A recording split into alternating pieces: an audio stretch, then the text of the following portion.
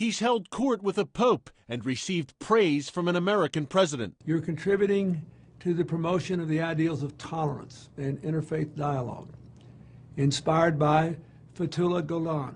Fethullah Gülen's story takes him from a small town in Turkey to founder of a multi-billion-dollar Islamic movement bearing his name.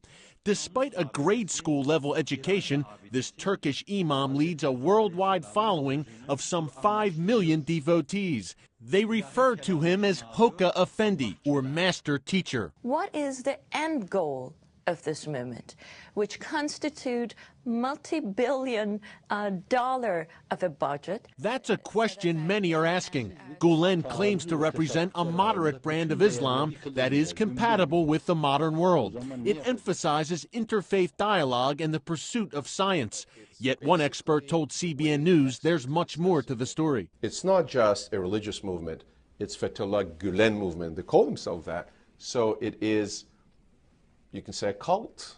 You can say a highly personalized movement. Middle East analyst Ariel Cohen tracks the Gülen movement closely. What he's talking about is not the caliphate, is not the Sharia state. He calls it the New World Islamic Order.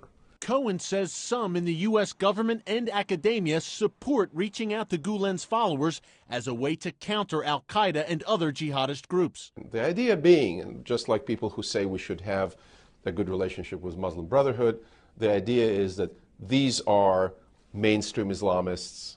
Critics claim Gülen wants Islam to play a more active role in societies, breaking down barriers between mosque and state while also promoting Turkish nationalism and identity. This is the global headquarters of the Fethullah Gülen movement. Gülen himself lives here over 25 spacious acres. But this isn't Istanbul or Ankara. This is rural Pennsylvania in the heart of the Pocono Mountains. The Golden Generation Worship and Retreat Center sounds like a ski lodge and looks the part. CBN News toured the compound with a staffer, but we were not permitted to film or meet Fethullah Gülen. The 70-year-old leader is in poor health and rarely gives interviews. He came to America in 1998, reportedly to seek medical treatment. Since then, he's directed his global empire from Pennsylvania. A federal judge granted him a green card in 2008. Shortly after he left for America, a series of secretly recorded sermons featuring Gülen aired on Turkish television.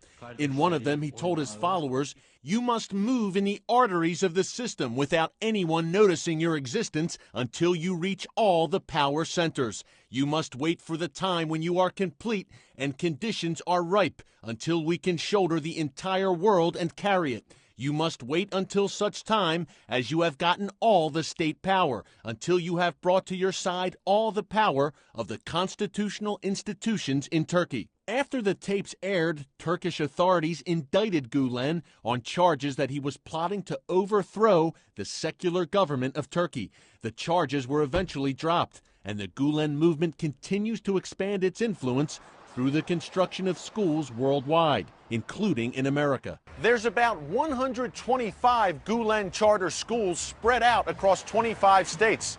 This Gülen school in Philadelphia receives $3 million annually in taxpayer money. They work through the education system. Their main tool is educating kids. Gülen charter schools have nondescript names like True Bright Science Academy and focus heavily on math and science. Many of the teachers hail from Turkey.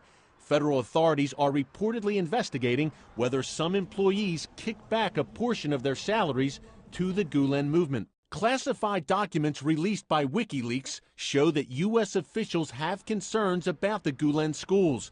The U.S. Embassy in Ankara stated, "We have multiple reliable reports that the Gülenists use their school network, including dozens of schools in the U.S., to cherry-pick students they think are susceptible to being molded as proselytizers. And we have steadily heard reports about how the schools indoctrinate boarding students." Meanwhile, in its birthplace of Turkey, the movement continues to grow.